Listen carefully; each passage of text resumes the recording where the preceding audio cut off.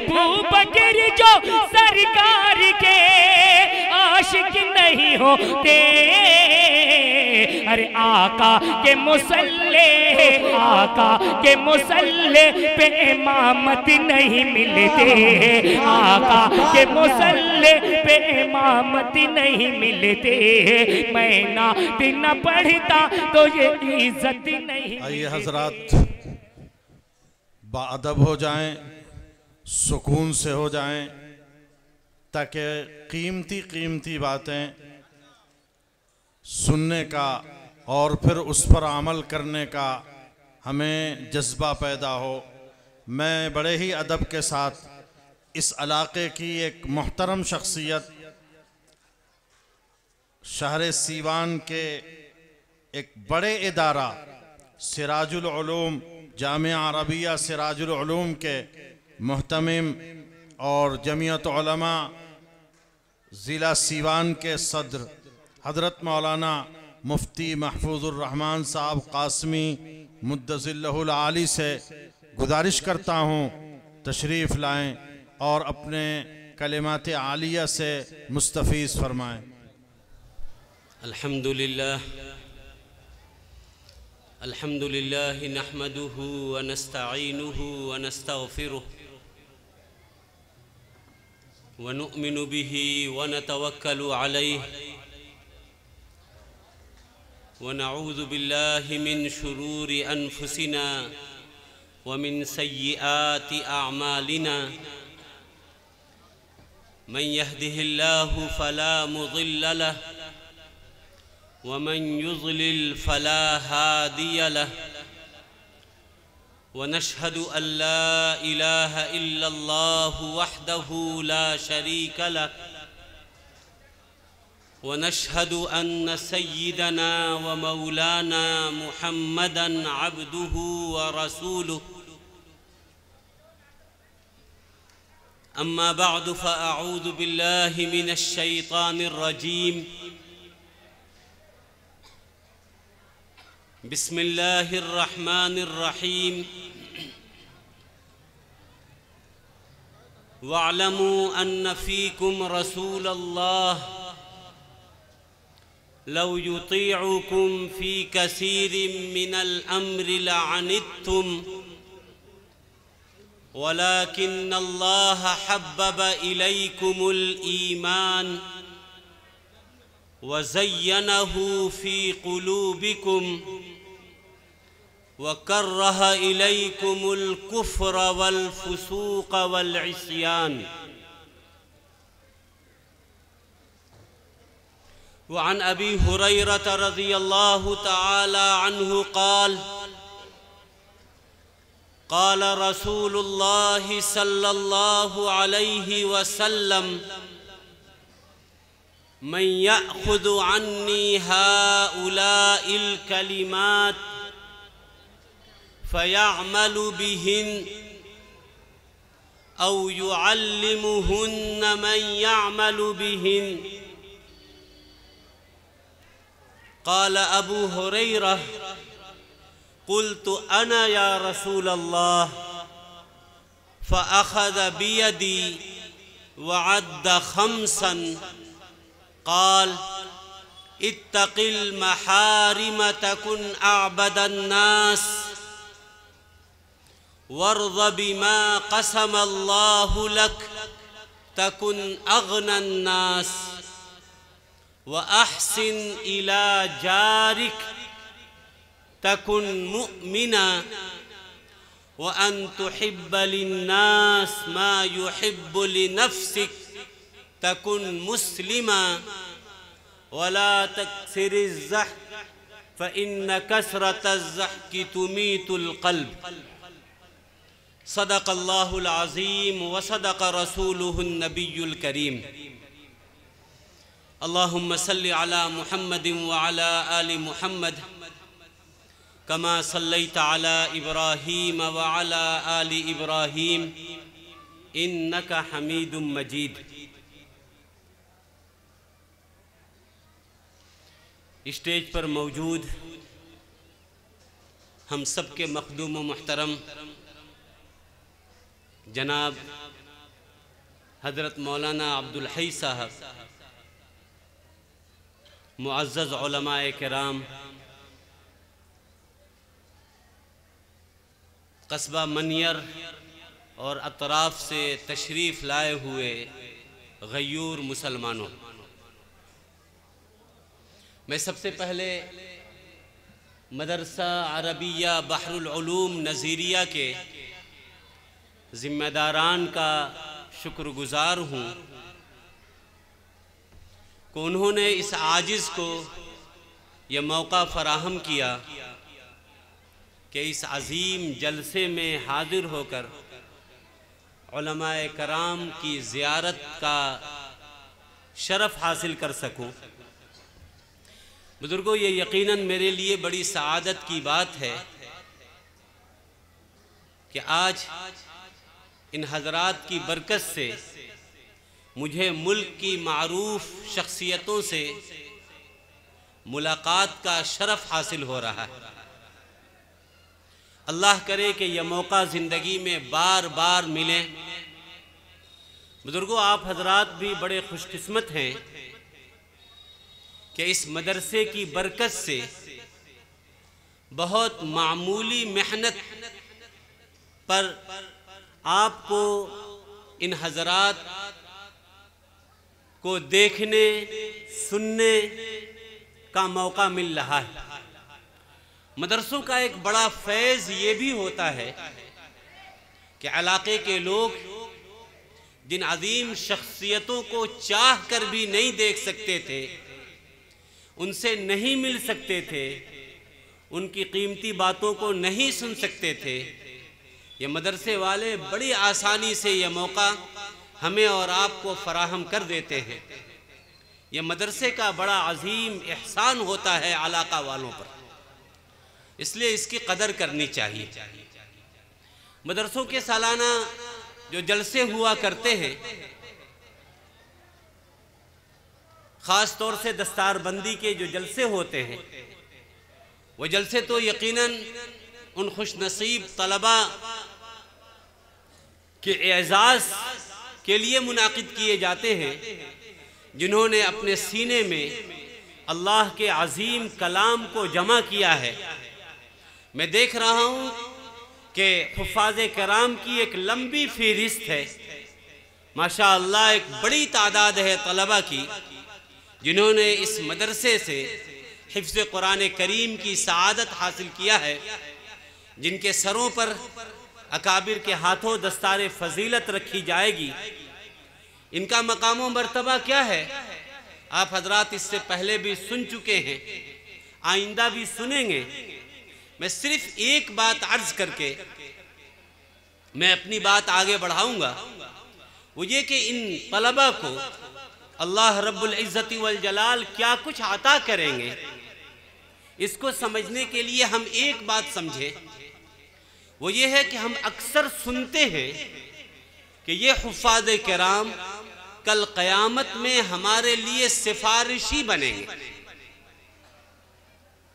अल्लाह रब्बुल इज़्ज़त इनको ये इख्तियार देंगे कि 10 ऐसे लोगों की ये सिफारिश कर सकें जिनके लिए जहन्नम का फैसला हो चुका होगा।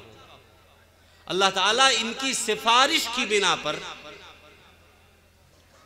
जिन लोगों के लिए जहन्नम में जाने का फैसला हो चुका होगा, इनकी सिफारिश की बिना पर उनको जहन्नम के बजाय जन्नत में दाखिल करेंगे। इन हुफ़ाज़े किराम को सिफारिशी कहा जाता है। ये सिफारिशी है, ये सिफारिश करेंगे। बुजुर्गों, इसको समझने के लिए यूं समझे कि अल्लाह रब्बुल इज़्ज़त ने उस दिन का जो तारुफ कराया और उस दिन अपना मकाम व मर्तबा और अपनी पहचान जो अल्लाह ने कराया, वो ये नहीं कहा अल्लाह ने कि मैं आखिरत के दिन का, क़यामत के दिन का, रोज़े जज़ा का मैं हाकिम और काजी हूँगा, मैं काजी और हाकिम बनकर फैसला करूँगा। अल्लाह ने ये नहीं फरमाया, बल्कि कई मकामात पर कुरान में ये मौजूद है। अल्लाह फरमाते हैं मालिकी यौमिद्दीन, कि मैं यौमुद्दीन का मालिक हूँ। इसी तरह अल्लाह ताला सबको जमा करके ये फरमाएंगे, लिमनिल मुल्कुल यौम, आज मिल्कियत और हुकूमत किसकी है। यहां एक बात गौर करने की है कि अल्लाह ताला उस दिन अपना तारुफ मालिक होने की हैसियत से करा रहे हैं, हाकिम, काजी और फैसल होने की हैसियत से अल्लाह अपना तारुफ नहीं करा रहे। इन दोनों में बुजुर्गों एक बड़ा फर्क होता है। हालांकि अल्लाह ताला उस दिन के हाकिम भी होंगे, काजी भी होंगे, फैसल भी होंगे, सब होंगे, लेकिन अल्लाह ताला ने अपना तारुफ काजी के तौर पर नहीं कराया, हाकिम और जज के तौर पर नहीं कराया, बल्कि अपना तारुफ मालिक के तौर पर कराया कि मैं मालिक हूंगा, मालिकी यौमुद्दीन, कि वो यौमुद्दीन का मालिक। ऐसा क्यों कहा अल्लाह ने? वो इसलिए कहा कि मालिक में और काजी और हाकिम में एक बुनियादी फर्क होता है।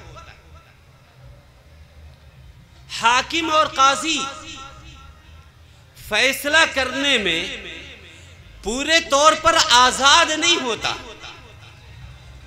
वो शवाहिद और गवाहों के ज़ाब्ते के अंदर बंधा हुआ होता है।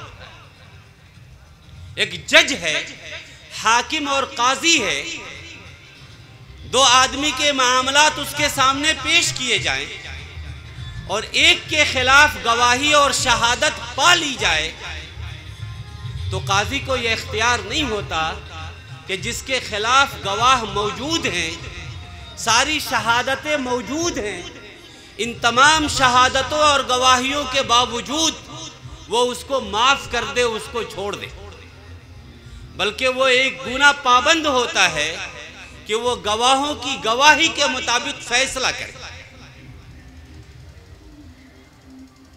फिर ये है कि एक काजी फैसला करने में शहादतों का मुहताज होता है। शहादत पेश की जाती है, गवाही ली जाती है, उसके बाद वो फैसला सुनाता है। लेकिन जो मालिक होता है उसको न गवाह की एहतियाज होती है, न शहादत की जरूरत होती है, बल्कि उसको ये भी हक होता है कि चाहे गवाही किसी के खिलाफ हो, चाहे जुर्म किसी का भी हो, वो चाहे तो मुजरिम को हक भी दिला सकता है और चाहे तो मुजरिम को माफ भी कर सकता है। मसलन आप एक चीज के मालिक हैं, एक कलम है आपका है, कोई और कीमती चीज है आपकी है, कोई शख्स ले ले, चोरी कर ले, वो पकड़ा जाए, उसकी चोरी के ऊपर सारे गवाह और सारी शहादतें मौजूद हों, एक काजी के पास मामला जब जाएगा तो काजी उसके लिए जो सजा होगी वो तय करेगा। लेकिन आप अगर उस चीज के मालिक हैं तो इन तमाम गवाहियों के बावजूद आप ये कह सकते हैं कि जाने दो, मेरी चीज थी, इसने चोरी किया, मैं माफ करता हूं, मैं इससे कोई बदला नहीं ले सकता। क्या ये इख्तियार आपको है या नहीं है? ये इख्तियार आपको है, काजी को नहीं। तो मालिक फैसला करने में खुद मुख्तार होता है, वो शहादत और गवाही के बावजूद भी अगर चाहे तो माफ कर सकता है, वो माफी को इख्तियार कर सकता है। यही वजह है कि काजी के लिए तो गवाह पेश किए जाते हैं, मालिक के पास गवाह नहीं पेश किए जाते। अगर मालिक से किसी को माफ कराना है तो वहां गवाह की नहीं, सिफारिशी की जरूरत पड़ती है। आपकी चीज किसी ने चोरी कर लिया, शहादतें मौजूद हैं, अब मालिक से उसके जुर्म को अगर माफ कराना है तो वहां सिफारिश कराई जाती है, देखा जाता है कि किनसे उनके ताल्लुकात हैं। जो लोग उसके ताल्लुकात के होते हैं उनसे मुजरिम के रिश्तेदार, जानने वाले मिलते हैं और कहते हैं कि उससे गलती हो गई, मैं उसकी तरफ से माफी मांग रहा हूं, आप इसे माफ कर दे, छोड़ दे। सिफारिश करने वाला जितना मजबूत होता है उसका ताल्लुक उस मालिक के साथ जैसा मजबूत होता है, उसके मुताबिक वो उनके सिफारिश को कबूल करता है। वो चाहे तो सारी गवाही और शहादत के बावजूद इनकी सिफारिश पर उसके जुर्म को माफ कर सकता है। इसलिए अल्लाह ताला ने इन हुफ्फाज को सिफारिशी बनाया। ये जिसके बारे में सिफारिश कर दे, वो मुजरिम ही क्यों ना हो, वो गुनहगार क्यों ना हो, वो अपने अमल के जरिए जहन्नम को अपने ऊपर वाजिब क्यों ना कर लिया हो, अल्लाह उस दिन का काजी सिर्फ नहीं है, वो मालिक है, वो मालिकी यौमिद्दीन है। इन तमाम गवाहों के बावजूद मालिक होने की वजह से उसे ये इख्तियार है कि अगर कोई उसका करीबी, कोई ऐसा शख्स जिससे अल्लाह का गहरा ताल्लुक है, लगाव है, वो अगर सिफारिश करे तो अल्लाह को यह इख्तियार है कि उसकी सिफारिश पर अल्लाह उसके सारे जुर्मों को यकलख्त माफ कर दे और जहन्नम के बजाय जन्नत का फैसला उसके लिए कर दे। इसलिए अल्लाह ताला ने इनको सिफारिशी बनाया। अब आप ये नहीं कह सकते कि वो तो मुजरिम थे, हाफिज ने हिफ्ज किया, अमल किया, कुरान को अपने सीने में जमा किया, ये जन्नत में जाए, ये तो बात समझ में आती है। लेकिन जो लोग मुजरिम हैं, कसूरवार हैं, जिन लोगों ने बदअमली के अंदर अपनी जिंदगी गुजारी है, वो जन्नत में क्यों जा रहे हैं? तो उसके लिए मैंने ये बात समझाई, वो इसलिए जा रहे हैं कि ये सिफारिशी हैं और अल्लाह उस दिन का मालिक है और मालिक को अपने हक को माफ करने का इख्तियार होता है। लिहाजा अल्लाह चाहे तो इस को इख्तियार कर सकता है। इससे आप अंदाजा कर सकते हैं कि हुफ्फाज़ किराम का मकाम व मर्तबा क्या है। ये अल्लाह के यहाँ सिफारिश करने वाले हैं और इनकी सिफारिश ऐसी होगी कि अल्लाह उसको कबूल भी करेंगे। बुजुर्गो, ये तो हुफ्फाज़ किराम का मकाम व मर्तबा है जो अल्लाह ताला ने इन्हें और आपको इन्हें अता किया है। हम सबको चाहिए कि हम इन हुफ्फाज़ किराम की कदर करें। हम अगर खुद हाफिज नहीं हो सके तो हमारे लिए इनकी सिफारिश में शामिल होने का एक जरिया ये भी है कि मदरसा अरबिया बहरुल उलूम और इस तरह के जो इदारे हैं उसमें जो नादार बच्चे पढ़ रहे हैं, हम अपने बच्चों को वहाँ भेज कर हिफ्ज़ कराएं। और अगर खुदा न खास्ता ये नहीं कर सकते तो आखिरी दर्जे की बात यह है कि यहाँ के जिम्मेदारों से मिलकर हम अपनी हैसियत के मुताबिक उनसे दरख्वास्त करें कि हम अपनी गाड़ी कमाई से, अपनी हलाल कमाई से चंद बच्चों के हिफ्ज़ की किफ़ालत करना चाहते हैं। हम ये चाहते हैं कि हमारे पैसे से कुछ बच्चे हाफिज बने। उनके हिफ्ज़ में जो खर्च होता है वो खर्च आप अपनी तरफ से बर्दाश्त करें। जिस तरह दुनिया में आप अपने मुकद्दमात में अपने हक में फैसले लेने के लिए वकीलों को बड़ी बड़ी फीसें अदा करते हैं या नहीं करते। एक मामूली मुकद्दमे अगर में आपकी गिरफ्त हो जाए तो आप बड़ी बड़ी ऊंची ऊंची फीसें देते हैं वकीलों को और दे देकर अपने हक में फैसले कराने की कोशिश करते हैं। अहकमुल हाकिमीन के दरबार में जब हमारी पेशी होगी, जिस दिन नफ्सी नफ्सी का आलम होगा, जिसका मंजर कुरान यूं पेश करता है कि यौम यफिर्रुल मर्उ मिन अखीह व उम्मिही व अबीह व साहिबतिही व बनी लिकुल्लि इम्रिइम मिनहुम यौमइदिन शाअनुन युगनी, कि जिस दिन कोई किसी के काम नहीं आ सकता, बाप बेटे को नहीं पहचानेगा, माँ बेटी से भागेगी, भाई भाई से जुदा होगा, कोई किसी के काम आने वाला नहीं होगा, सब लोग नफ्सी नफ्सी के आलम में होंगे। उस दिन अगर कोई आपके लिए वकील और सिफारिशी बनकर अल्लाह के हुजूर हाजिर होकर आपकी सिफारिश कराए और सिर्फ सिफारिश ही ना कराए बल्कि आपको जहन्नम से खींचकर जन्नत में पहुंचाने का जरिया बन जाए, उसके ऊपर अगर आप कुछ खर्च कर दें तो ये तो बहुत आसान सौदा है। बुजुर्गों, हर आदमी को ये कोशिश करनी चाहिए कि अगर वो खुद हाफिज नहीं बन सका, अपनी औलाद को भी हाफिज नहीं बन सका, तो कम से कम ये आखिरी दर्जे का जो काम है ये तो कर ले। वो कोशिश करे कि हमारे खर्च से चंद बच्चे हाफिज बन जाएं। मैं ये समझता हूँ कि इंशाअल्लाह जिन बच्चों के ऊपर आप अपने हलाल कमाई को खर्च करेंगे और आपकी मेहनत से और आपकी इनायत से जो बच्चे हाफिज होंगे, मुझे उम्मीद है कि ये बच्चे कल क़यामत में आपको भूलेंगे नहीं। जिस तरह क़यामत में ये अपने दूसरे रिश्तेदारों के लिए सिफारिश करेंगे, अल्लाह की ज़ात से उम्मीद है कि वो आपको भी याद रखेंगे और अल्लाह ताला इनकी सिफारिश की वजह से आपको भी जन्नत में दाखिल फरमाएंगे। इसलिए बुजुर्गों, ये अजीम सआदत की बात है, हर आदमी को कोशिश करना चाहिए। आज हमारे माल कहाँ कहाँ लग रहे हैं, अगर खैर के इन कामों में लग जाएं तो आखिरत का एक बड़ा ज़ख़ीरा हम जमा कर सकते हैं। बुजुर्गों, आज के इजलास की मुनासिबत से एक हदीस मेरे जहन में आई थी जो मैंने अभी आपके सामने पढ़ी है। हज़रत अबू हुरैरा रज़ी अल्लाह ताला अन्हु से यह हदीस मरवी है, इमाम तिरमिज़ी ने और मुस्नद अहमद में ये रिवायत नकल की गई है। हज़रत अबू हुरैरा रज़ी अल्लाह ताला अन्हु जो आप सल्लल्लाहु अलैहि वसल्लम के सफ़र व हज़र के साथी थे, वो इस रिवायत को नकल करते हैं। अल्लाह के रसूल सल्लल्लाहु अलैहि वसल्लम ने फरमाया एक मरतबा सहाबा के मजमे में कि मन यअख़ुज़ु अन्नी हाउलाइल कलिमात फयअमलु बिहिन औ युअल्लिमुहुन्ना मन यअमलु बिहिन। अल्लाह के रसूल ने फरमाया कि कौन है जो मुझसे चंद बातें सीखेगा और सीख कर उस पर अमल करेगा, कौन है इसके लिए तैयार।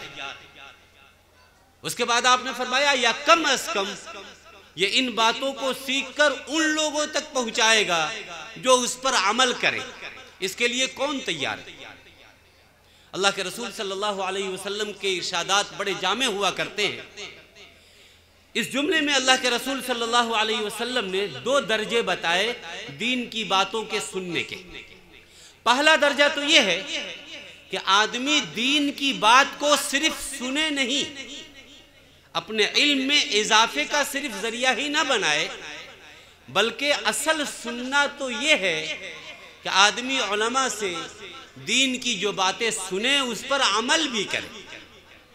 यह पहला दर्जा है कि आदमी दीन की बात अगर सुने तो ये अज़्म करे, इरादा करे कि इंशाअल्लाह इन बातों पर मैं अमल भी करूंगा। और एक दर्जा ये है कि अगर वो किसी वजह से खुद अमल नहीं कर पा रहा है तो आखिरी दर्जा तो ये है कि वो दीन की बातें जो नफा बख्श हैं वो सिर्फ अपनी जात तक महदूद न रखे, कम अज कम उसको दूसरों तक पहुंचाए ताकि दूसरे तो अमल कर सके। याद रखें कि एक आदमी अगर दीन की बात खुद सुनता है, अमल भी करता है और दूसरों को भी पहुंचाता है तो नूरुन अला नूर, ये तो सबसे अच्छी बात है। लेकिन अगर कोई आदमी दीन की बात जानता है और किसी वजह से कम हिम्मती की बिना पर, किसी और बिना पर उस पर अमल नहीं कर रहा है, तो इसका मतलब ये नहीं है कि वो किसी दूसरे को नसीहत भी नहीं कर सकता, वो बात नहीं बतला सकता, ऐसी बात नहीं। बहुत से लोग दीन की बात जानते हैं लेकिन दूसरे को इसलिए नहीं बतलाते, उनके जहन में ये बात होती है कि मैं खुद अमल नहीं करता हूं, दूसरे को क्या बतलाऊं, किस मुंह से मैं दूसरे को कहूं। बुजुर्गों, ये बात अपनी जगह पर बिल्कुल सही है कि हम जिस बात की दावत दूसरों को देना चाहते हैं, अफजल तरीका और बेहतर तरीका तो यह है कि खुद उस पर खुद आमिल बने, खुद अमल करें।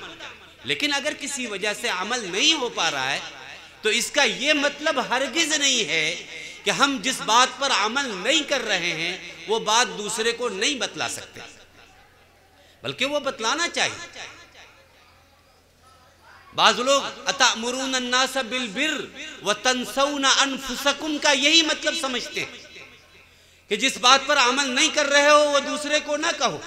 लिमा तक़ूलून मा ला तफ़अलून की तशरीह भी लोग यही करते हैं। लेकिन बुजुर्गों, उलमा ने लिखा है कि इसका सही मतलब ये नहीं है, बल्कि इसमें तरगीब जरूर है कि जिस बात की दावत दे रहे हो उस पर अमल करो, या जो नहीं करते हो उसको बयान क्यों करते हो कि मैं ऐसा करता हूं, ऐसा करता हूं। यानी तुम तहज्जुद नहीं पढ़ते, क्यों कहते हो कि मैं पढ़ता हूं। तुम सदक़े नहीं करते, क्यों कहते हो कि मैं करता हूं।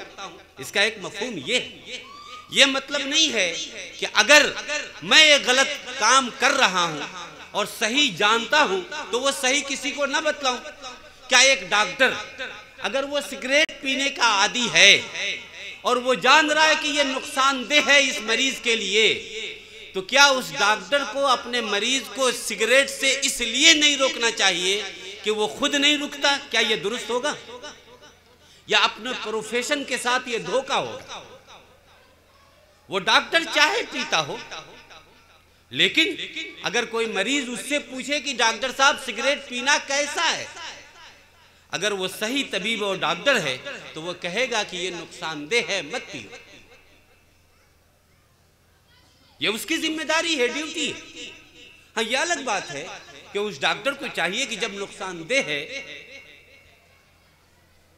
नुकसान पहुंचाने वाली चीज है, तो खुद तुमको भी बचना चाहिए। लेकिन अगर आदत लगी हुई है, उससे नहीं बच पा रहा है, तो इसका यह मतलब नहीं कि वो दूसरे को बतलाए नहीं, दूसरे को उससे मुतनब्बे न करे, ऐसा नहीं। बल्कि खुद अगर पी भी रहा है तो उसकी जिम्मेदारी है कि दूसरों को तो बचाए। इसलिए हम ये तय करें कि इंशाअल्लाह उलमा के जरिए जो बातें हम सुनेंगे उस पर इंशाअल्लाह खुद भी अमल करेंगे और दूसरों तक भी इस बात को पहुंचाएंगे। सब नियत करते हैं इंशाअल्लाह। अल्लाह ताला हम सबको इसकी तौफीक दे। तो अल्लाह के रसूल सल्लल्लाहु अलैहि वसल्लम ने ये दो दर्जे बताए। हजरत अबू हुरैरा कहते हैं कि अल्लाह के रसूल सल्लल्लाहु अलैहि वसल्लम ने जब ये कहा तो सहाबा की ये आदत थी कि वो नेकी के कामों में सबकत किया करते थे। उनका ये मिजाज था कि दीन के कामों में आगे बढ़ते थे, दूसरे के मुकाबले में अपने आप को पेश किया करते थे। तो हजरत अबू हुरैरा कहते हैं कि जब अल्लाह के रसूल ने कहा कि कौन है जो इन बातों को सुनेगा, उस पर अमल करेगा, या कम अज कम ऐसे लोगों तक पहुंचाएगा जो उस पर अमल करेंगे। हजरत अबू हुरैरा कहते हैं कि मैं सुनते ही फौरन खड़ा हो गया और मैंने अर्ज किया, अना या रसूल अल्लाह, अल्लाह के रसूल सल्लल्लाहु अलैहि वसल्लम, मैं इसके लिए तैयार हूँ। आप जो इरशाद फरमाएंगे मैं सुनूंगा भी, अमल भी करूंगा और अल्लाह ताला की तौफीक से दूसरों तक इसको पहुंचाऊंगा। हजरत अबू हुरैरा के इस जवाब से अल्लाह के रसूल बहुत खुश हुए और मारे खुशी के हुजूर सल्लल्लाहु अलैहि वसल्लम ने हजरत अबू हुरैरा का हाथ थाम लिया, हाथ पकड़ लिया। हजरत अबू हुरैरा कहते हैं कि हुजूर ने मेरा हाथ थाम लिया, हाथ पकड़ लिया। फ़अख़ज़ बियदी, हुजूर ने मेरा हाथ पकड़ लिया। वअद्द खम्सन, और 5 बातें इरशाद फरमाई। 5 बातें, ज़्यादा तफसील से गुफ्तगू का मौका नहीं है। इंशाअल्लाह इजमाली तौर पर इन 5 बातों की तरफ मैं इशारा करके अपनी बात मुकम्मल करने की कोशिश करूँगा। आप अंदाज़ा करें कि वो 5 बातें कितनी कीमती होगी जिसको अल्लाह के रसूल सल्लल्लाहु अलैहि वसल्लम सवाल के बाद डायरेक्ट नहीं बता रहे। अल्लाह के रसूल सल्लल्लाहु अलैहि वसल्लम का ये मिजाज था कि जब कोई अहम बात बतलानी होती थी तो वो डायरेक्ट नहीं बतलाते थे, पहले सवाल फरमाया करते थे सहाबा से। और इसका फायदा ये होता है सवाल का कि जब किसी से सवाल किया जाता है तो इंसान हमा तन उसकी तरफ मुतवज्जे हो जाता है, और तवज्जो के बाद जो बात कही जाती है इंसान को वो बात याद रहती है। इसलिए कोई भी कीमती बात आप फरमाते थे तो डायरेक्ट नहीं बतलाते थे, पहले सवाल करते थे। गीबत बहुत बड़ा जुर्म है, बहुत बड़ा गुनाह है। अल्लाह के रसूल सल्लल्लाहु अलैहि वसल्लम को जब इसकी कबाहत और शनाअत बयान करनी थी तो आपने डायरेक्ट सहाबा से गीबत की बुराई और कबाहत को नहीं बयान किया, बल्कि एक सवालिया अंदाज में सहाबा से पूछा, अतदरून मल गीबह, जानते हो गीबत किसको कहते हैं? एक सवाल किया। इसी तरह बेशुमार मौक़े अहादीस में है कि अल्लाह के रसूल ने डायरेक्ट बात इरशाद फरमाने से पहले सहाबा से सवाल किया कि अतदरून, क्या तुम ये जानते हो? तुम में से कोई ये जानता है? सवाल करते थे और इस सवाल के बाद सहाबा मुतवज्जे हो जाते थे और उसके बाद आप जवाब इरशाद फरमाया करते थे। शुरू में तो कई मौक़ों पर ऐसा हुआ कि हुजूर ने सवाल किया और सहाबा ने उसका जवाब दे दिया। बाद में अल्लाह के रसूल सल्लल्लाहु अलैहि वसल्लम ने फरमाया कि नहीं, ये जवाब बेहतर नहीं है, बल्कि इस सवाल का बेहतर जवाब ये है। जैसे एक मौके पर अल्लाह के रसूल सल्लल्लाहु अलैहि वसल्लम ने सहाबा से पूछा, अतदरून मनिल मुफलिस, जानते हो मुफलिस किसको कहते हैं? मुफलिस किसको कहते हैं? सबसे बड़ा मुहताज मुफलिस कौन शख्स है? तो सहाबा ने इसका जवाब दिया हुजूर को और कहा, अल मुफलिसु फीना या रसूल अल्लाह मल्ला दिरहम लहू वला दीनार। अल्लाह के रसूल, हमारे समाज में, हमारे माशरे में मुफलिस, कंगाल और मुहताज तो उसी को समझा जाता है जिसके पास सोने चांदी ना हो, रुपए पैसे ना हो, वो मुफलिस है, वो मुफलिस। शायद हमसे भी पूछा जाए तो हमारा भी जवाब यही होता। मैं भी अगर ये जवाब देने से पहले अगर पूछता कि इस पूरे मनियर कस्बे में सबसे बड़ा गरीब इंसान कौन है, मुहताज कौन है। तो हम भी इसी तरह के किसी एक आदमी का नाम लेते जिसको बेचारे को 2 वक्त खाना नसीब नहीं होता, जिसके पास इतने जराए आमदनी नहीं है कि वो आसानी से अपने तन को पाल सके। हमारी निगाह भी उसी की तरफ जाती। सहाबा ने भी उस वक्त के लिहाज से यही जवाब दिया, अल मुफलिस फीना या रसूल अल्लाह मल्ला दिरहम लहू वला दीनार। अल्लाह के रसूल ने करेक्शन किया सहाबा का, फरमाया नहीं, मेरी उम्मत का मुफलिस ये नहीं, मेरी उम्मत का मुफलिस ये नहीं है जिसके पास सोने चांदी रुपए पैसे ना हो। फिर मुफलिस कौन है? अल्लाह के रसूल सल्लल्लाहु अलैहि वसल्लम ने फरमाया, मेरी उम्मत का मुफलिस तो वो है जो रोज़े क़यामत में नमाज, रोज़े, हज, ज़कात, सदका, खैरात और ढेर सारी नेकियां लेकर आए, नेकी लेकर आए, और वो मुफलिस बेचारा और मोहताज। इन फरमाया कि नेकियां तो खूब किया हो, लेकिन उसके साथ किसी का हक मारा था, किसी का दिल दुखाया था, किसी को तकलीफ पहुंचाया था, इस तरह से कई एक गुनाह उसके नामे आमाल में जमा थे। और फिर वहाँ हक वाले जब जमा होंगे तो उनके हक को अदा करने के लिए इसकी नेकियां दी जाएंगी। बहरहाल मैं इस हदीस की तशरीह नहीं करना चाहता, मैं ये कह रहा हूँ कि सहाबा ने उसका जवाब दिया तो अल्लाह के रसूल सल्लल्लाहु अलैहि वसल्लम ने फरमाया कि नहीं, मुफलिस मेरी उम्मत का ये नहीं है, बल्कि मेरी उम्मत का मुफलिस तो ये कि कल क़यामत में नेकियों का गट्ठर लेकर आए जिस पर उसको बड़ी उम्मीद हो, इत्मीनान हो कि मैं अपनी नेकियों की वजह से जन्नत में जाऊंगा, लेकिन ऐसा हो कि इसके साथ साथ उसने किसी का हक मारा था, किसी का दिल दुखाया था, किसी का पैसा लेके बैठ गया था, अदा नहीं किया था, और उस दिन उसकी नेकियां हक वालों को दी जाएंगी। एक वक्त ऐसा आएगा कि इसकी सारी नेकियां ख़त्म हो चुकी होंगी और हक वाले अभी बाकी होंगे। वो कहेंगे कि अल्लाह, अभी तक मेरा हक अदा नहीं हुआ, मुझे भी चाहिए, इसकी झोली तो खाली हो गई। अल्लाह फरिश्तों से कहेंगे कि देखो, हक वाले जो आए हैं इनके पास कुछ गुनाह है, अगर उनके पास गुनाह होगा तो वो गुनाह इसके सर लाद दिए जाएंगे और इसकी नेकियां लेकर दूसरे गुनाहगार जन्नत में जाएंगे, और दूसरों का गुनाह लेकर ये आदमी जो नेकी करके आया था, जन्नत की उम्मीद लगाए हुए था, वो दूसरों के गुनाह लेकर जहन्नम में जाने वाला बन जाएगा। अल्लाह के रसूल ने फरमाया कि मेरी उम्मत का मुफलिस ये शख्स। तो यहाँ सहाबा ने जवाब दिया था तो अल्लाह के रसूल ने उसका करेक्शन किया। इसके बाद से सहाबा का ये मिजाज बन गया कि जब भी अल्लाह के रसूल सवाल करते थे सहाबा से किसी चीज़ के ताल्लुक से, तो सहाबा जवाब नहीं देते थे, बल्कि उसके जवाब में सहाबा इरशाद फरमाते थे, अल्लाहु व रसूलुहु आलम। बल्कि ये मिजाज ऐसा बन गया कि अल्लाह के रसूल ने अगर पूछा कि आज कौन सा दिन है, तो भी सहाबा कहते थे अल्लाहु व रसूलुहु आलम। ये कौन सी जगह है, अल्लाहु व रसूलुहु आलम। तो बहरहाल अल्लाह के रसूल सल्लल्लाहु अलैहि वसल्लम ने इस हदीस में भी चूंकि एक खास बात बतलानी थी, इसलिए डायरेक्ट न बताकर सवाल का अंदाज इख्तियार किया। और हजरत अबू हुरैरा जब खड़े हो गए तो अल्लाह के रसूल ने मारे खुशी के उनका हाथ थाम कर ये 5 बातें इरशाद फरमाई। ये 5 बातें कितनी कीमती होंगी, हम सबको चाहिए कि हम भी इन 5 बातों को गौर से सुने और उस पर अमल करने और दूसरों तक पहुंचाने का इरादा करें। अल्लाह हम सबको तौफीक दे। पहली बात जो अल्लाह के रसूल सल्लल्लाहु अलैहि वसल्लम ने हजरत अबू हुरैरा का हाथ पकड़कर इरशाद फरमाया था, वो फरमाया था, अबू हुरैरा इत्तकिल महारिम तकुन आबदन नास। सबसे बड़े इबादत गुजार बनना चाहते हो, अल्लाह की हराम करदा चीजों से अपने आप को बचा लो, सबसे बड़े इबादत गुजार बन जाओगे।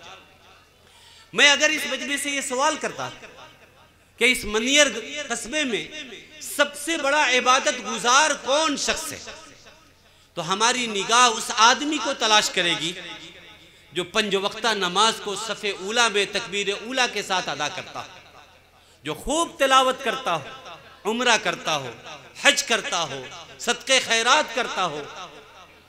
हमारी निगाहें ऐसे आदमी को तलाश करेंगी, और अगर कोई ऐसा मिल जाए तो हम फौरन कहेंगे कि फला हाजी साहब, फला साहब, फला मौलाना साहब, फला मुफ्ती साहब सबसे बड़े इबादत गुजार।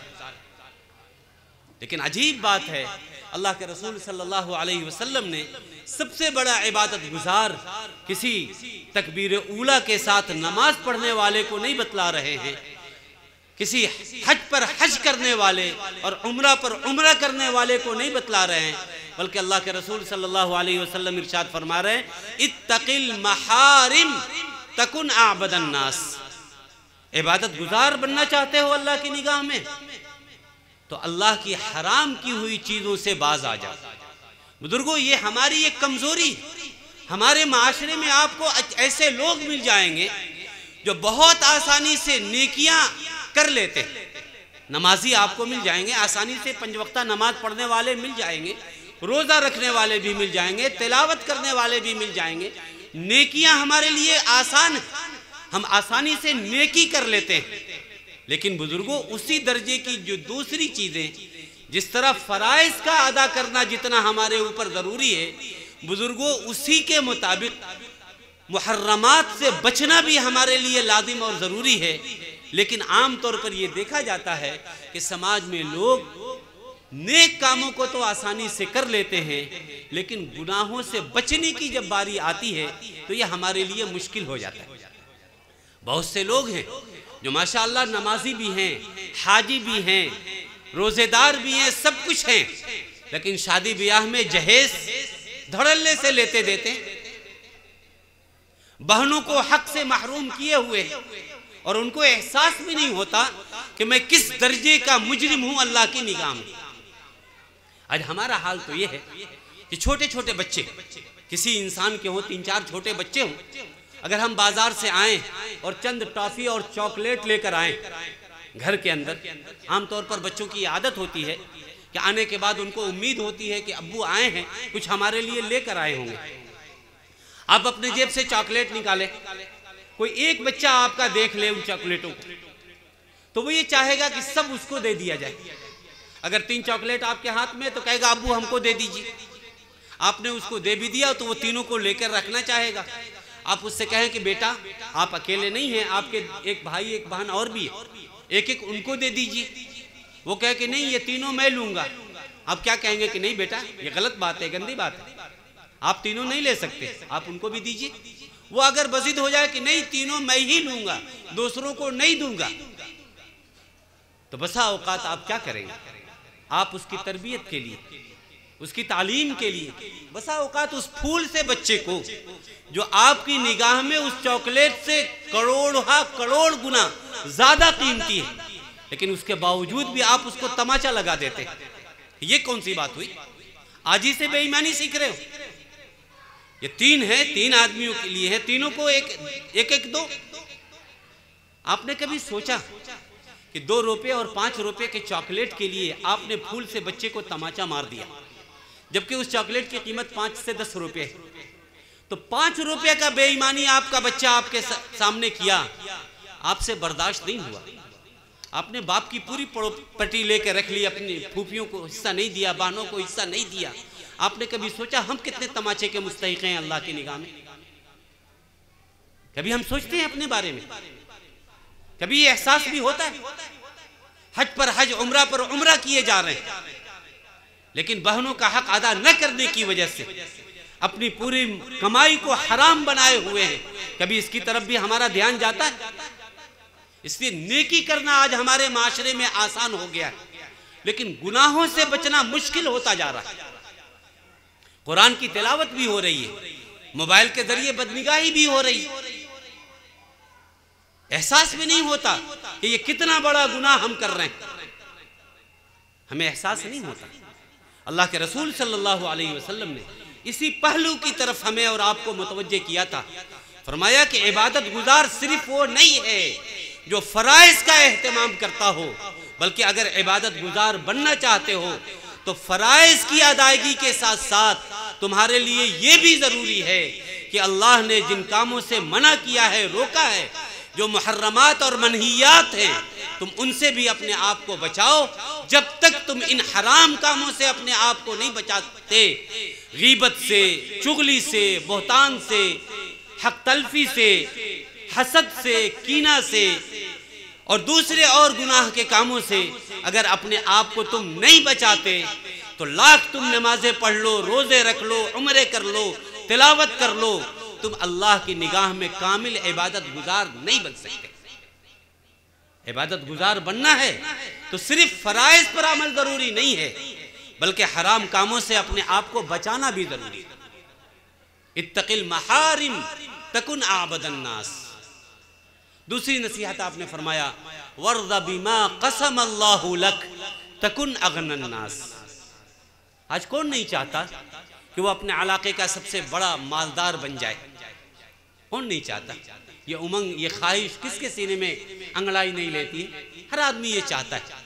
लेकिन याद रखो बुजुर्गों, मालदार, बहुत ज्यादा सोने चांदी हीरे जवाहरात और मालो दौलत के जमा कर लेने की वजह से इंसान नहीं होता। लैसल गिना गिनल माल वलाकिन्नल गिना गिनल क़ल्ब। मालदार वो नहीं है जिसके पास बहुत सोने चांदी हो, हीरे जवाहरात हो। अगर मालो दौलत की वजह से इंसान मालदार हो जाता तो ये बड़ी बड़ी कंपनियां धोखे दे देकर 2-2 रुपया लोगों से नहीं कमाती। मालदारी दिल के गिना का नाम। जिसका दिल गनी हो गया, जिसका दिल मालदार हो गया, वो मालदार है। और अगर खुदा न खास्ता इस दिल के अंदर गिना नहीं है तो अरबों खरबों होने के बावजूद इंसान इसी कोशिश में लगा रहेगा कि किसी गरीब का खून किस तरह चूसा जाए, किस तरह किसी को बेवकूफ बनाकर पैसे ऐंठे जाएं, किस तरह 30 दिन के रिचार्ज को 24 दिन का करके गरीबों से 24 दिन में ही 30 दिन के पैसे ऐंठ लिए जाएं। वो इसकी कोशिश करता रहेगा। नए नए हीले, नई नई तदबीरें वो रोजाना सोचेगा और निकालेगा। कि चीज की कमी है इन लोगों के पास, अरबों खरबों के मालिक, लेकिन इसके बावजूद आज भी कोशिश यही है कि किस तरह लोगों से एक एक पैसा गलत तरीके से लेकर अपनी दौलत को और बढ़ाया जाए। इसकी असल मालदारी है कि आदमी का दिल गनी हो जाए। और ये कब होगा? दिल गनी कब होगा? जब आदमी अल्लाह के फैसले पर अपने आप को राजी कर ले, रज़ा बिल क़ज़ा का सबक सीख ले। जितना अल्लाह ने उसको दिया है उस पर शाकिर और कान्या बन जाए और ये सोचे कि दुनिया के अंदर लाखों ऐसे हैं जिनको इतना भी नहीं मिला है। अल्लाह ने बहुतों से हमें अच्छा रखा है। एक और मौके पर अल्लाह के रसूल ने फरमाया था कि इस दुनिया के अंदर अगर इत्मीनान की जिंदगी चाहते हो तो दुनियावी एतबार से अपने से कमतर लोगों पर अपनी निगाह मरकूज रखो।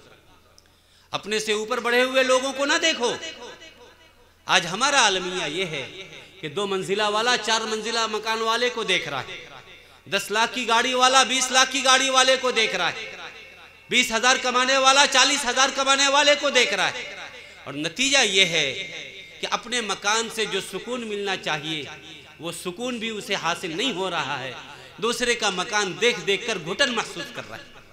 हकीकत तो यह है बुजुर्गों, हमारे माशरा का यह हाल बन चुका है कि आज इंसान को अपनी तकलीफ से और अपनी परेशानियों से वो परेशानी नहीं है, वो तकलीफ नहीं है, अपनी मुसीबतों से इंसान इतना दुखी नहीं है जितना दूसरे के आराम और राहत को देखकर दुखी है और जितना परेशान है।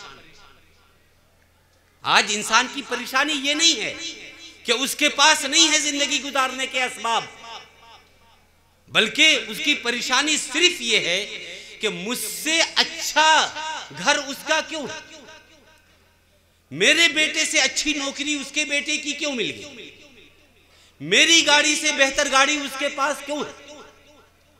परेशानी ये है, मसला ये है। एक लतीफा है, कोई जरूरी नहीं है सही हो, लेकिन इबरत के लिए लोगों ने किताबों में लिखा है, मैं अर्ज कर दूं। हजरत खिदर अलैहिस्सलाम, अल्लाह ताला ने उनको उलूम तकवीनी दिया है, उनको कुछ तकवीनी उलूम अल्लाह ने अता किए हैं। हजरत खिदर अलैहिस्सलाम एक मरतबा कहीं से गुजर रहे थे, हो सकता है मनियरही का ये इलाका रहा हो। एक आदमी से उनकी मुलाकात हो गई, चेहरे मोहरे से बेचारा बड़ा मायूस मिस्कीन दिख रहा था, बहुत परेशान हाल। हजरत खिदर ने उसको देखा तो बड़ा तरस आया, बुलाया उसको, कहा क्या बात है, बहुत परेशान दिख रहे हो। कहा कि हजरत बहुत परेशान हूं, कुछ भी नहीं है, न रहने का मकान है, न सवारी है, न खेती के लिए ज़मीन है, न औलाद है, न फला है, न फला है, कुछ भी नहीं। दुनिया का सबसे बड़ा किस्मत का मारा इंसान मैं ही। हजरत खिदर ने कहा ऐसी बात है तो फिर चलो, तुमको क्या चाहिए वो बताओ, कोई एक चीज अपने लिए तय कर लो, जो तुम चाहोगे कि तुमको वो चीज मिल जाए। मैं अल्लाह से दुआ करूंगा और अल्लाह की ज़ात से उम्मीद है कि वो चीज़ तुम्हें मिल जाएगी। बताओ तुम्हें क्या चाहिए? हाँ, बस एक शर्त है, याद रखना कि जो चीज़ तुम्हें दी जाएगी वो जितनी तुमको मिलेगी उसका 2 गुना तुम्हारे पड़ोसी को दिया जाएगा। बस ये एक शर्त है, जो मांगना है मांगना। अगर तुम कहते हो कि तुमको 1 हेक्टेयर जमीन चाहिए तो तुमको 1 हेक्टेयर, तुम्हारे पड़ोसी को 2 हेक्टेयर मिलेगा। तुमको 10 लाख की गाड़ी चाहिए तो तुमको 10 लाख की गाड़ी, तुम्हारे पड़ोसी को 20 लाख की गाड़ी मिल जाएगी। तुम अपने औलाद के लिए 50,000 की मुलाजमत चाहते हो तो तुम्हारे पड़ोसी के बच्चे को 1 लाख की मुलाजमत दी जाएगी। जो चाहिए मांग लो, बस सिर्फ एक शर्त ये याद रखना। बहुत खुश हुआ, घर आया, सोचा कि बीवी बच्चों से मशवरा करूं कि क्या लूं। मशवरा किया, सोचा कि ये मांग लूं, ये मेरे पास नहीं, मेरी जरूरत पूरी हो जाएगी। खुशी तो हुई, लेकिन फौरन जब जहन में ये बात आई कि अरे मेरा घर 2 मंजिला होगा, पड़ोसी का तो 4 मंजिला होगा, फिर मेरी तारीफ कौन करेगा?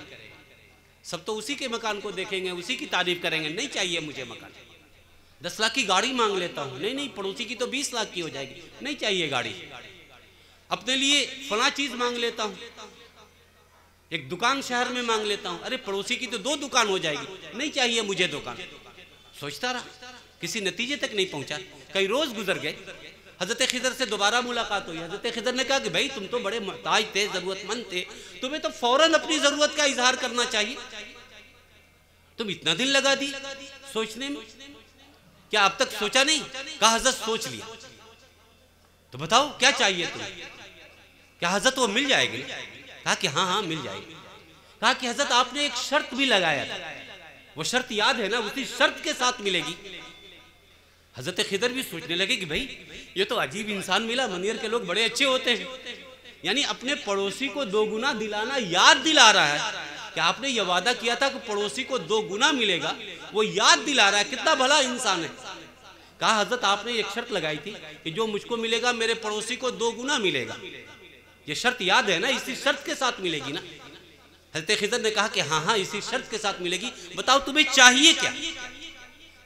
तो कहा कि हजरत बस अल्लाह से दुआ कर दीजिए कि अल्लाह मेरी एक आंख फोड़ दे। अल्लाह क्या करे? मेरी एक आंख फोड़ दे।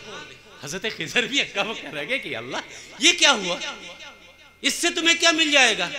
कहा कि एक ही फूट होगी ना, एक से काम चला लूंगा, पड़ोसी की तो दोनों फूट जाएगी, कमबख्त वो तो बर्बाद हो जाएगा ना, मेरी खुशी इसी में है, यही करा दीजिए। बुजुर्गों, आज हमारा माशरा ये बन गया। अल्लाह के रसूल सल्लल्लाहु अलैहि वसल्लम ने तो अपनी तरबियत की बिना पर इस उम्मत को ऐसा बनाया था, सहाबा को ऐसा बनाया था कि प्यास से मर जाना उनके लिए गवारा था, लेकिन अपने भाई से पहले एक घोट पानी पी लेना गवारा नहीं था। लेकिन उसी नबी की उम्मती आज दुनिया को अपने दिल के अंदर हमने कितनी जगह दे लिया, कहां पहुंच गए। उनकी निगाहें अल्लाह की खुशनुदी की तरफ थी, आखिरत बनाने की तरफ थी, तो उनका मिजाज ये था, उनका हाल ये था। और आज हम दुनिया की रंगीनियों में इस दर्जा मुब्तला हो गए कि आज हमारी निगाहें इन चीजों पर है, और पड़ोसी की तबाही और बर्बादी में हम अपनी कामयाबी ढूंढते। अब इंसानों की पस्ती का ये आलम है कि मत पूछो, अब इंसानों की पस्ती का ये आलम है कि मत पूछो, लगे है आग एक घर में तो हम साया हवा दे, बजाय इसके कि हम उसको बुझाते, हवा देकर फूंक कर उसको और बढ़ाने की कोशिश करते।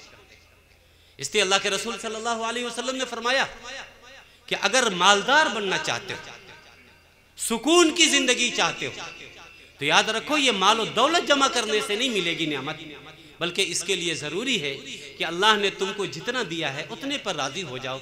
गौर करोगे तो दुनिया में लाखों लोग ऐसे मिल जाएंगे जिनको ये नियामत भी मयस्सर नहीं है, हासिल नहीं, उनको देखकर इत्मीनान करो। और दीन के मामले में अपने से आगे बढ़े हुए लोगों को देखो तो मजीद नेकी की तरफ आगे बढ़ने का शौक होगा। आज अगर हमको कोई नमाज की दावत दे दे कि आप नमाज पढ़ने नहीं आ रहे हैं आजकल, तो फौरन कहेगा कि मैं नजर आ जाता हूं, फला नजर नहीं आता। हम आज दीन के एतबार से अपने कमतर लोगों को, अपने से कमतर लोगों को और दुनिया के एतबार से अपने से बड़े हुए लोगों को देखना शुरू कर दिए। तब से हमारी जिंदगी अजीरन बन गई।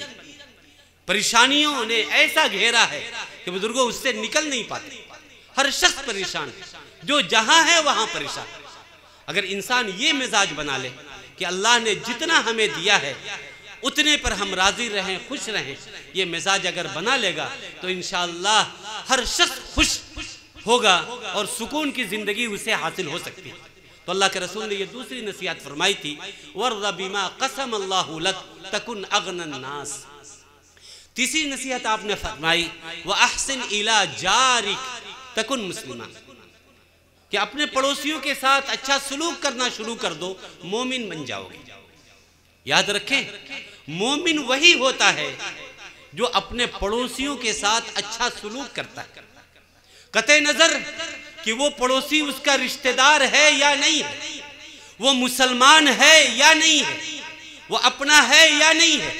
उसका पड़ोसी खा यहूदी ईसाई ही क्यों ना हो, किसी दूसरे मजहब का मानने वाला ही क्यों ना हो, किसी और मकतबे फिक्र का ही क्यों ना हो, वो जो कुछ भी है अपने अमल का जवाब अल्लाह के यहाँ वो देगा। लेकिन बुजुर्गों, अगर हमने अपने पड़ोसी के साथ हुस्न सुलूक नहीं किया, अच्छा बर्ताव नहीं किया, उसकी ज़रूरतों का लिहाज नहीं रखा, तो इसका जवाब हमें और आपको अल्लाह के सामने देना पड़ेगा।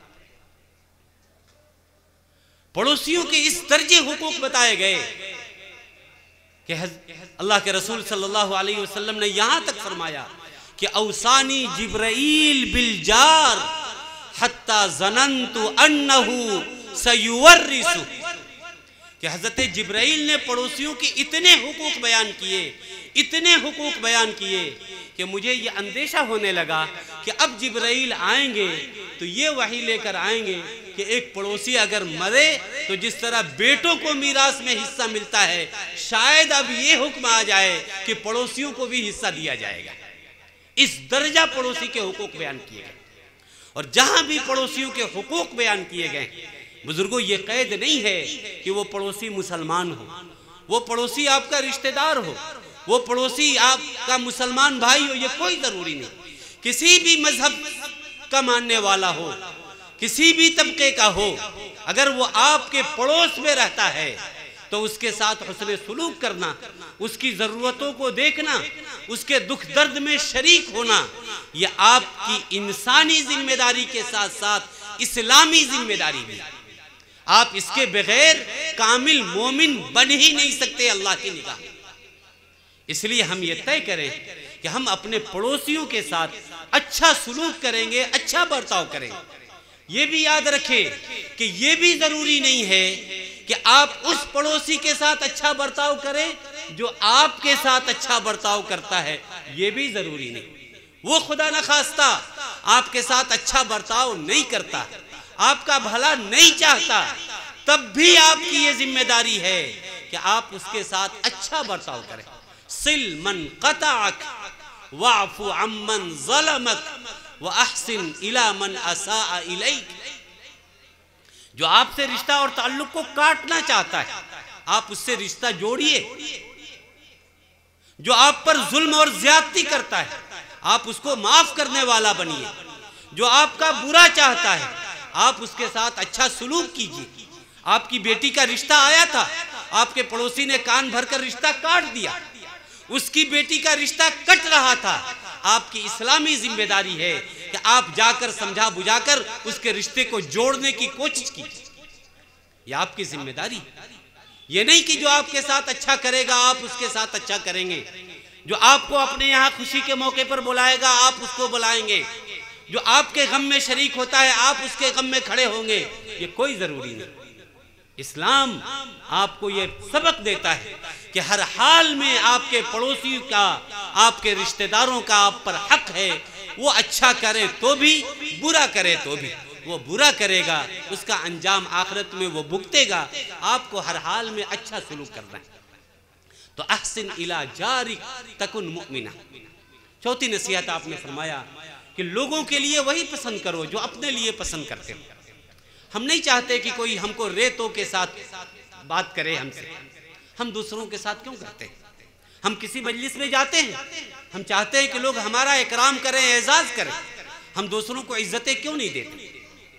हम ट्रेनों में, बसों में जाते हैं, हम चाहते हैं कि हम अगर खड़े हैं, लोग बैठे हुए, हमारी सीट रिजर्व नहीं है, तो लोग थोड़ा घसक के हमें जगह दे दें, हमें बैठा लें। आखिर दूसरों को देखकर हम फैल कर क्यों बैठ जाते हैं? हम दूसरों को क्यों नहीं बैठाते? हमारे पास अगर बोझ होता है तो हम चाहते हैं कोई दूसरा ताउन करे, इसको उठा ले, बांट ले। हम क्यों दूसरों का बोझ उठाने वाले नहीं बनते?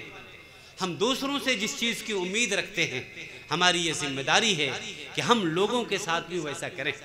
हम लोगों के लिए वही पसंद करें जो अपने लिए पसंद करते हैं। हमसे कोई गलती हो जाए, कोई भूल चूक हो जाए, हम नहीं चाहते कि इसका ढढोरा पीटा जाए, सबको ये बात मालूम हो। हम अपने ऐब को छुपाना चाहते हैं। किसी दूसरे के अयूब अगर हमारे सामने आते हैं, हम उसको क्यों फैलाने पर लग जाते हैं? हम उस पर पर्दा क्यों नहीं डालते? जबकि अल्लाह के रसूल ने फरमाया कि अगर तुम एक मुसलमान के ऐब पर पर्दा डालोगे इस दुनिया के अंदर, तो कल क़यामत में जहां अव्वलीन और आखिरीन का मजमा होगा, उस दिन अल्लाह ताला तुम्हारे अयूब पर पर्दा डालेगा।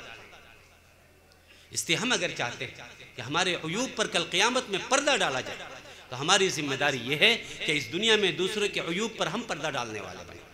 और पांचवी और आखिरी नसीहत अल्लाह के रसूल ने यह फरमाया कि देखो, बहुत ज़्यादा हंसने का मिजाज न बनाओ।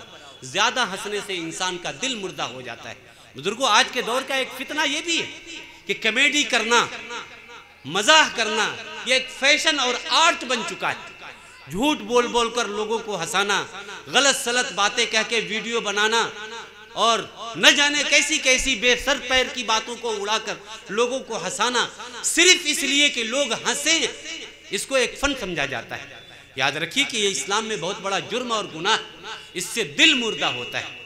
इसलिए बुजुर्गों, ये मुख्तसर से चंद बातें थी। अल्लाह के रसूल सल्लल्लाहु अलैहि वसल्लम ने हज़रत अबू हुरैरा को नसीहत फरमाई थी। इसकी अल्लाह के रसूल की बातें तो बहुत जामे होती हैं, इनकी तशरीहात अगर की जाए तो इसके लिए घंटों ना काफ़ी होंगे। मेरा वक्त पूरा हो चुका है, बस इसलिए मैं इन मुख्तसर तशरीह पर अपनी बात को ख़त्म करता हूँ। अल्लाह से दुआ है कि अल्लाह ताला इस इदारे को खूब तरक्यात से नवाजे। जिन बच्चों ने हिफ्ज़ कुरान करीम की तकमील की है, अल्लाह ताला उनके मानी को समझने की भी उन्हें तौफ़ीक़ अता फ़रमाए, और ये सिलसिला ये इस इदारे के अंदर हमेशा जारी रहे। अल्लाह ताला इसके लिए कबूल फ़रमाइए।